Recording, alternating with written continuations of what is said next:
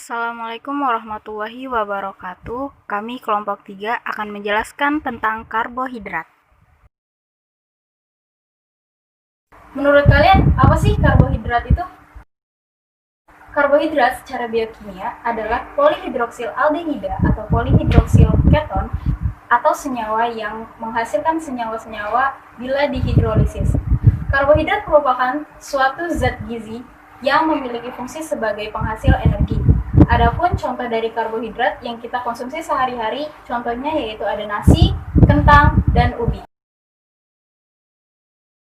Karbohidrat merupakan persenyawaan antara karbon, hidrogen, dan oksigen yang terbentuk di alam dengan rumus umum yaitu CnH2ON. Karena karbohidrat termasuk senyawa polihidroksil aldehid atau polihidroksil keton, karbohidrat mempunyai dua gugus fungsional yang penting, yaitu ada gugus hidroksil dan gugus keton atau aldehid. Klasifikasi karbohidrat dibagi menjadi 4, yaitu ada monosakarida, disakarida, oligosakarida, dan polisakarida. Monosakarida adalah jenis karbohidrat yang tidak dapat dihidrolisis menjadi glukosa yang lebih sederhana. Di dalam tubuh, monosakarida langsung diserap oleh dinding-dinding usus halus dan masuk ke dalam peredaran darah. Monosakarida dapat dibedakan menjadi dua. Yang pertama ada aldosa. Aldosa adalah monosakarida yang memiliki gugus fungsional aldehid. Aldosa memiliki dua contoh. Yang pertama ada glukosa dan galaktosa. Glukosa dapat mengubah jenis karbohidrat menjadi glukosa, sedangkan galaktosa berasal dari pemecahan disakarida. Selanjutnya ada ketosa. Ketosa adalah monosakarida yang memiliki gugus fungsional keton yang memiliki contoh fruktosa. Zat ini bersama-sama glukosa terdapat di dalam buah-buahan dan sayur-sayuran, terutama pada madu yang memberi rasa manis.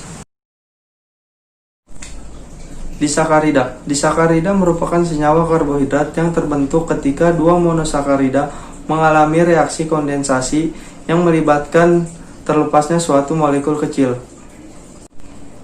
Macam-macam disakarida. Yang pertama ada sukrosa, yang kedua ada laktosa, dan yang ketiga ada maltosa.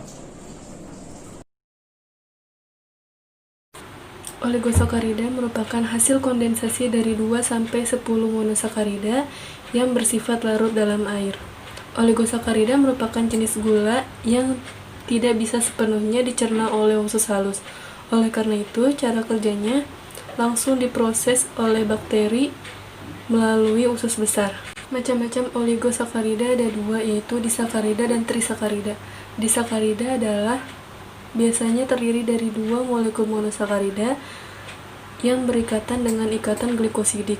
Sedangkan trisakarida terdiri atas 3 molekul monosakarida di mana masing-masing molekulnya terikat dengan ikatan glikosidik. Ini kita tampilkan contoh oligosakarida. Selanjutnya polisakarida. Polisakarida merupakan polimer molekul-molekul monosakarida yang dapat berantai lurus atau bercabang dan dapat dihidrolisis dengan enzim-enzim yang spesifik kerjanya. Macam-macam polisakarida ada 3. Yang pertama yaitu amilosa.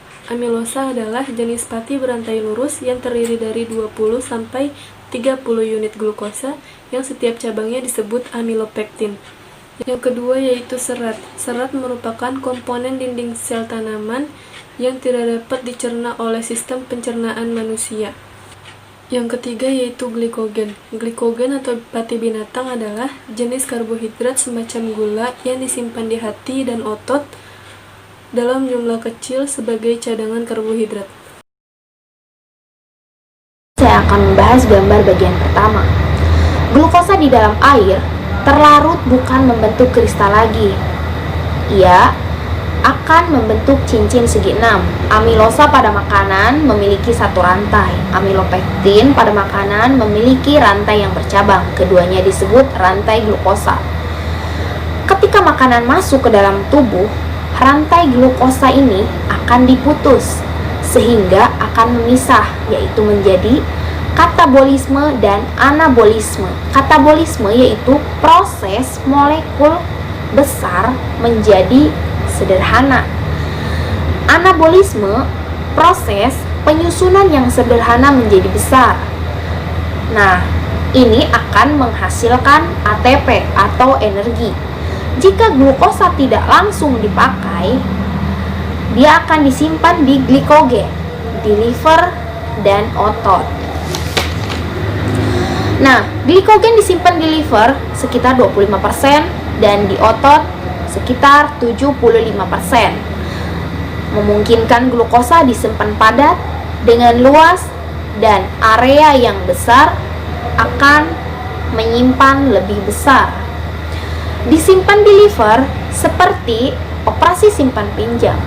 Disimpan di otot, diuraikan lalu membentuk ATP. Jika dibutuhkan, energi hanya diambil dari otot saja. Liver itu seperti bal, gudang penyimpanan glikogen dan diuraikan menjadi glukosa. Pada gambar kedua, yaitu ada karbohidrat. Karbohidrat dibagi menjadi dua, yaitu simple dan kompleks. Di dalam simple itu dibagi lagi menjadi dua, yaitu monosakarida dan disakarida.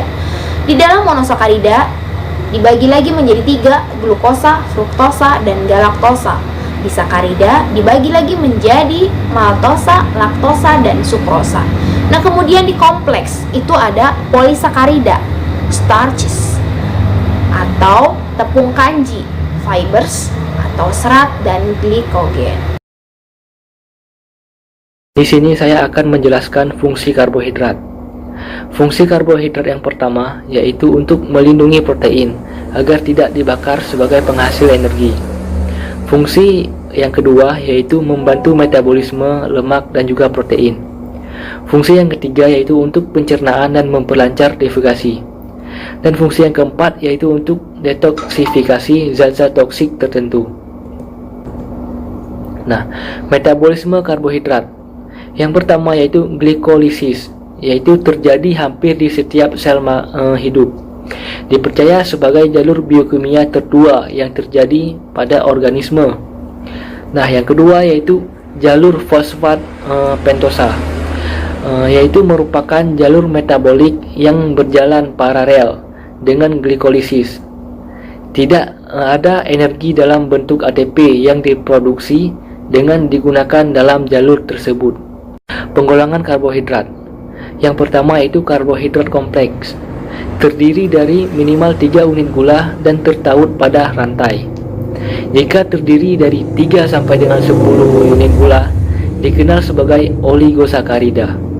Nah, jika terdiri dari lebih dari 10 unit gula, maka dikenal sebagai polisakarida. Nah, bakteri sering mencerna karbohidrat kompleks dengan bantuan enzim amilase. Karbohidrat yang kedua yaitu karbohidrat sederhana, yaitu terdiri dari 1 unit gula atau biasa disebut dengan monosakarida, serta 1 unit gula double atau biasa disebut dengan disakarida. Metabolisme karbohidrat, siklus asam sitrat atau siklus Krebs. Kenapa siklus ini bisa dinamakan siklus Krebs? Karena siklus ini diberi nama oleh penemunya sendiri yang bernama Sir Hans Adolf Krebs. Beliau adalah seorang ahli biokimia campuran Jerman serta Inggris. Siklus Krebs atau siklus asam trikarboksilat ini mengilustrasikan sebuah rangkaian reaksi kimia yang terjadi dalam seluruh organisme aerobik, yakni yang disebut aerobik itu bahwa mereka ini menggunakan oksigen agar bisa atau mereka agar dapat memperlancar metabolisme mereka. Dan ada 2 analisis yang penting dalam ilmu kimia. 1 analisis kualitatif, yang kedua analisis kuantitatif.